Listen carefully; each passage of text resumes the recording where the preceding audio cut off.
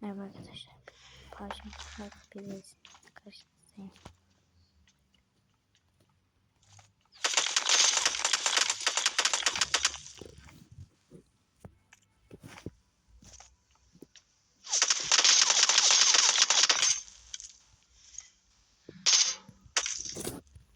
Şunu oynayacağım.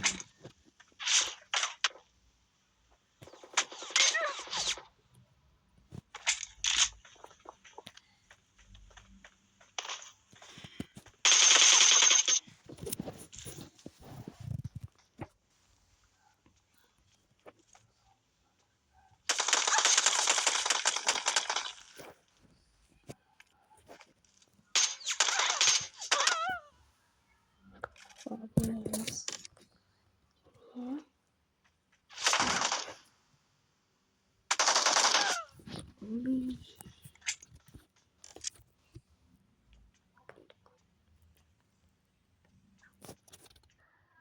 Aralar oyundan çıktı ya. Orada görmedim. İnanamıyorum.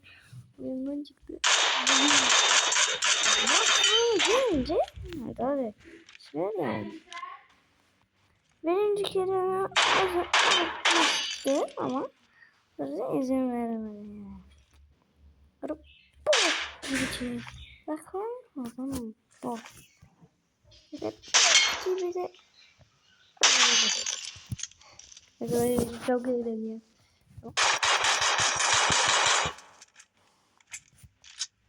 Aa bir tane bot varmış. Yıkılmış. Ay çok eğleniyor bu. Bak yerim.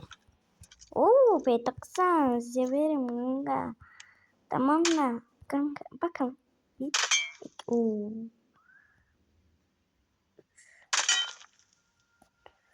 Beş. 6. Abi bunlar rahat kısarız ya. Ay elimden değil. Olay ya.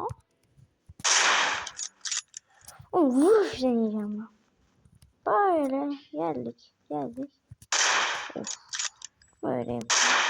Nasıl? Yani nasıl? Tam dibine. Oo. Oha nasıl? Hile. Bak buradan. Oh. AVM. Abi. Abi nasıl vurdun ya? AVM tutuyor işte. Tutmadı. Yalan. AVM geldi. Rahat.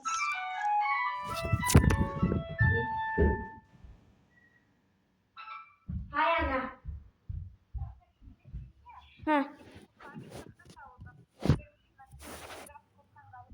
Aynen tamam sabah gidik de.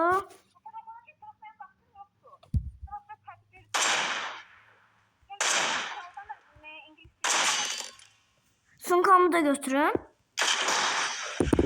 Ha.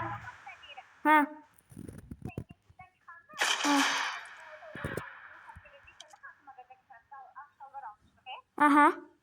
O magazine gelirsen. Aha. Bilirsən ki, nədir, mən kupaya baxmaya gedib gəlmişdim. Nədir o sizin oxuyan adı? Abdullah. Ha, o mamasının magazini sonra. Aha. Deyirəm, Abdullah ilə oxuyuram, deyirəm, nədir? Adım Vüsaldır. Konstantinə götürməyə deyə gəlmişim. Orada üstünə də giyirsin, mən qısa deyəcəm, yaxşı mı? Hindi gəlim.